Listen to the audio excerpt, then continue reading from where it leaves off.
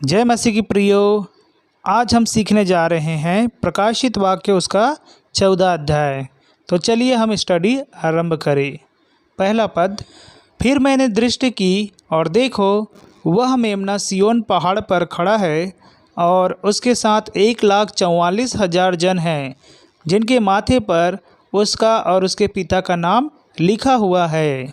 यहाँ पर हम देखते हैं प्रियो, मेमने अपने 1,44,000 अनुयायियों के साथ सिय्योन पर्वत पर खड़ा दिखाई देता है। उन सब के माथे पर छाप लगी हुई थी।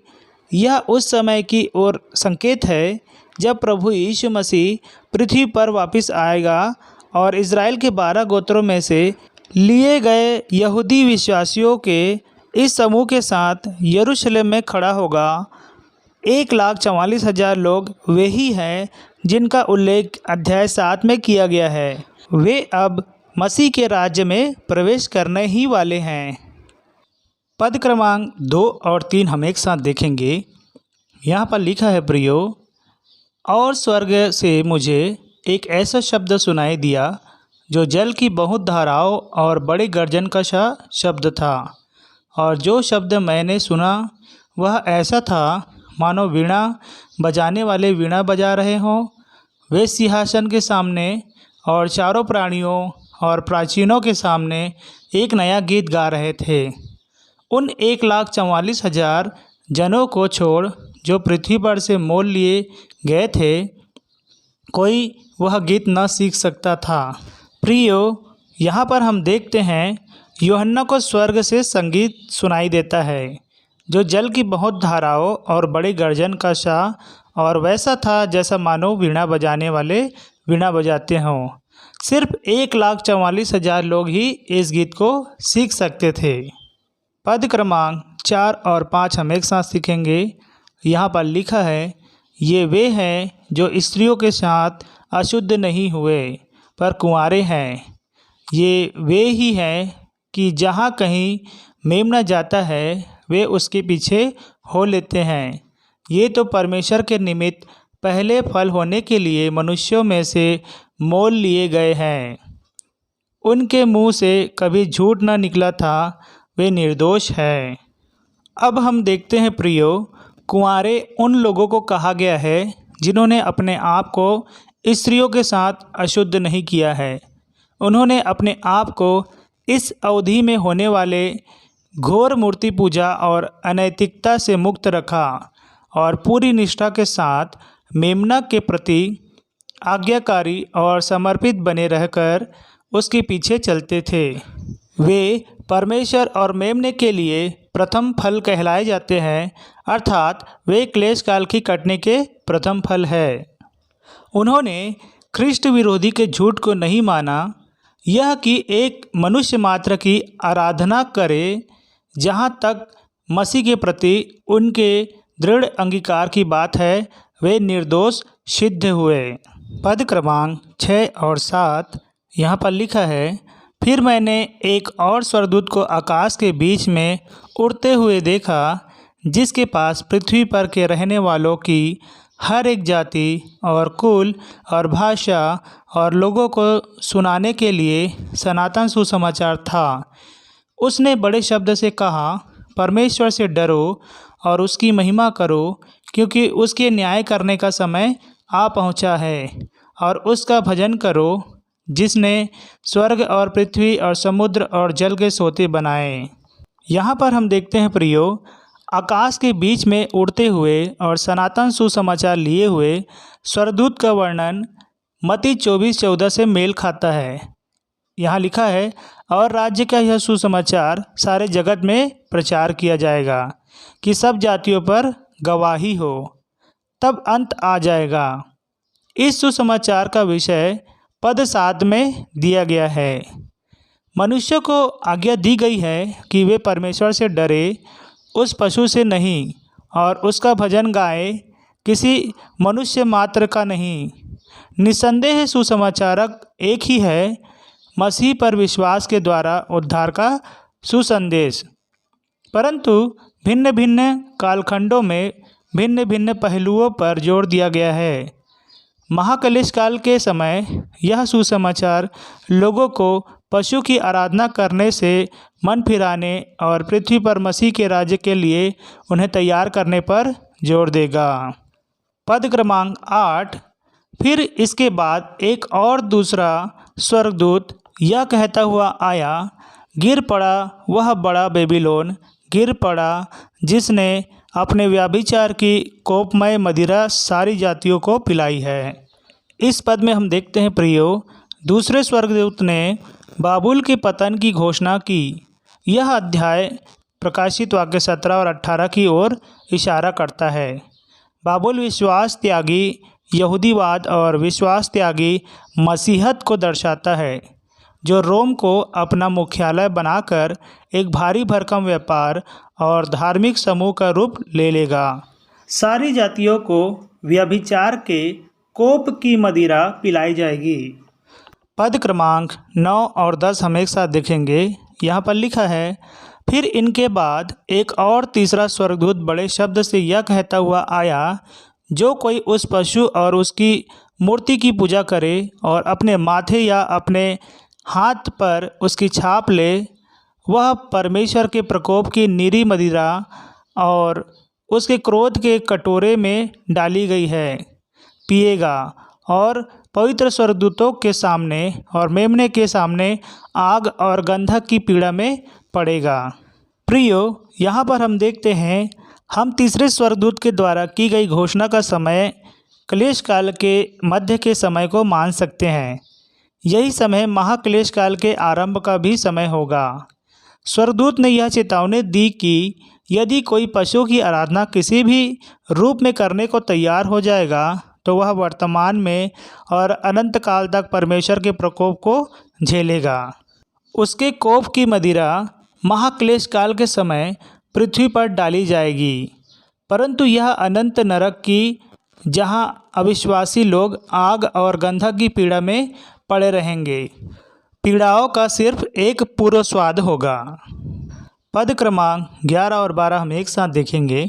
यहाँ पर लिखा है, उनकी पीड़ा का धुआं युगानुयुग उड़ता रहेगा और जो उस पशु और उसकी मूर्ति की पूजा करते हैं और जो उसके नाम की छाप लेते हैं, उनको रात दिन चैन ना मिलेगा। पवित्र लोगों का धीरज इसी में है, जो परमेश्वर की आज्ञाओं को मानते और यीशु पर विश्वास रखते हैं। प्रियो, यह पद हमें स्मरण दिलाता है कि नरक का दंड अनंत है और पूरी चेतना के साथ यह झेला जाएगा। बाइबल में यह शिक्षा कहीं नहीं दी गई है कि दुष्ट मृतकों का अस्तित्व पूरी तरह से समाप्त हो जाएगा। उनकी पीड़ा का धुआं स्थायी रूप से हमेशा उड़ता रहेगा और रात दिन उन्हें कोई राहत नहीं मिलेगी। यह वह समय होगा जब पवित्र लोगों विश्वासियों को आह्वान किया जाएगा कि वे धीरजपूर्वक पशु की दरिंदगी को सहन करें। किसी मनुष्य या किसी मूर्त की आराधना करने से इनकार करने के द्वारा परमेश्वर की आज्ञा का पालन करें और यीशु मसीह पर अपने विश्वास के अंगीकार पर दृढ़ बने रहें। दुष्ट का अनंततः नाश 9 से 11 पदों में विश्वास योग्य लोगों को सहने के लिए प्रोत्साहित करता है। पद क्रमांक 13, फिर मैंने स्वर्ग से यह शब्द सुना, लिख, जो मृतक प्रभु में मरते हैं वे अब से धन्य हैं। आत्मा कहता है हाँ, क्योंकि वे अपने सारे परिश्रम से विश्राम पाएंगे और उनके कार्य उनके साथ हो लेते हैं। यहाँ पर हम देखते हैं प्रियो, जो विश्वासी इस अवधि में मरते हैं वे 1000 वर्ष के राज्य की आशीषों के भागी बनने से नहीं चूकेंगे। मनुष्य कहता है धन्य है वे जो जीवित है। परमेश्वर कहता है जो मुर्दे प्रभु में मरते हैं वे अब से धन्य हैं और उनके कार्य उनके साथ हो लेते हैं। मसीह और उसके नाम से किया गया हर एक काम भरपूर से प्रतिफल पाएगा। हर एक भलाई, त्यागपूर्ण बलिदान, प्रार्थना, आंसू और गवाही का एक एक शब्द बिना प्रतिफल पाए न रहेगा। पद क्रमांक 14, मैंने दृष्टि की और देखो एक उजला बादल है और उस बादल पर मनुष्य के पुत्र सरीखा कोई बैठा है, जिसके सिर पर सोने का मुकुट और हाथ में चोखा हंसुआ है। यहाँ पर हम देखते हैं प्रियो, यदि हम इस स्थल की तुलना मत्ती 13 उसका 39 से 43 और मत्ती 25 उसका 31 से 46 से करें तो हम यह पाएंगे कि पृथ्वी की कटनी हमारे प्रभु के दूसरे आगमन के समय होगी। यहाँ पर कहा जा रहा है कि वह कटनी काट रहा है। मत्ती 13:39 में कहा गया है कि स्वर्गदूत कटनी काट रहे हैं। दोनों ही बातें सत्य है। मसीह यह कार्य अपने स्वर्गदूतों के माध्यम से करता है। यहाँ एक उजला बादल है जिस पर मसीह सवार होकर नीचे आ रहा है। उसके सिर पर सोने का मुकुट और हाथ में चोखा हंसुआ है। पद क्रमांक 15 यहाँ पर लिखा है, फिर एक और स्वर्गदूत ने मंदिर में से निकलकर उससे जो बादल पर बैठा था बड़े शब्द से पुकार कर कहा, अपना हंसुआ लगाकर लवनी कर, क्योंकि लवने का समय आ पहुंचा है, इसलिए कि पृथ्वी की खेती पक चुकी है। प्रियो, मंदिर में से एक स्वर्गदूत उससे कहता है कि वह अपना हंसुआ लगाए, क्योंकि पृथ्वी की खेती पक चुकी है। इसे एक आदेश के रूप में नहीं देखा जाना चाहिए। एक स्वर्गदूत को कोई अधिकार नहीं है कि वह परमेश्वर को कोई आदेश दे, बल्कि यह एक संदेश है जिसे वह परमेश्वर पिता के पास से उसके पास तक पहुंचा रहा है। पद क्रमांक 16 और 17 हम एक साथ देखेंगे। यहाँ पर लिखा है, अतः जो बादल पर बैठा था उसने पृथ्वी पर अपना हंसुआ लगाया और पृथ्वी की लवनी की गई। फिर एक और स्वर्गदूत उस मंदिर में से निकला जो स्वर्ग में है, और उसके पास भी चोखा हंसुआ था। प्रियो, यहाँ पर हम देखते हैं पहली कटनी को समझने के दो तरीके हैं। सबसे पहले यह क्लेश काल के विश्वासियों को 1000 वर्ष के राज्य में प्रवेश करने के लिए एकत्रित करने का चित्र हो सकता है। इस विचार के अनुसार यह मत्ती 13 के अच्छे बीजों के समान है, अर्थात वे राज्य की संतान हैं, या फिर यह न्याय की एक कटनी है। यदि ऐसा है तो फिर इस न्याय के अधीन अन्य जाति लोग होंगे, क्योंकि इज़राइल का न्याय अगली कटनी में होता प्रतीत होता है। यहाँ से उस अंतिम भयानक न्याय का वर्णन है जो पृथ्वी की दाखलता इज़राइली जाति के अविश्वासी भाग पर आने वाला है। एक स्वर्गदूत उस मंदिर में से निकला जो स्वर्ग में है, और उसके हाथ में एक चोखा हंसुआ था। इसे अधिक समझने के लिए आप भजन संहिता 80:8, यशायाह 5 उसका 1 से 7, यिर्मयाह 2:21, यिर्मयाह 6:9 पढ़ सकते हैं। पद क्रमांक 18, फिर एक और स्वर्गदूत जिसे आग पर अधिकार था वेदी में से निकला, और जिसके पास चोखा हंसुआ था उससे ऊंचे शब्द से कहा, अपना चोखा हंसुआ लगाकर पृथ्वी की दाखलता के गुच्छे काट ले, क्योंकि उसकी दाख पक चुकी है। प्रियो, यहाँ पर हम देखते हैं एक और स्वर्गदूत कटनी आरंभ करने का संकेत देता है। इस स्वर्गदूत को आग पर अधिकार दिया गया था, जिसका अर्थ यह हो सकता है कि न्याय का समय आने ही वाला है। पद क्रमांक 19 देखेंगे। यहाँ पर लिखा है, तब उस स्वर्गदूत ने पृथ्वी पर अपना हंसुआ लगाया और पृथ्वी की दाखलता का फल काटकर अपने परमेश्वर के प्रकोप के बड़े रसकुंड में डाल दिया। प्रियो, यहाँ पर हम देखते हैं पक चुके इन दाखों को एकत्रित कर परमेश्वर के प्रकोप के बड़े रस के कुंड में फेंक दिया गया। दाख मधु बनाने में दाख को रौंदने की प्रक्रिया का प्रयोग यहाँ पर न्याय द्वारा कुचल दिए जाने के चित्र के रूप में किया गया है।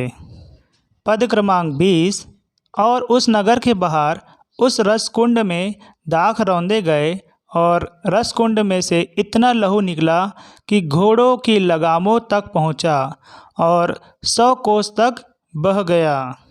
इस पद में हम देखते हैं प्रियो, दाख की यह कटनी यरूशलेम के नगर के बाहर की जा रही थी।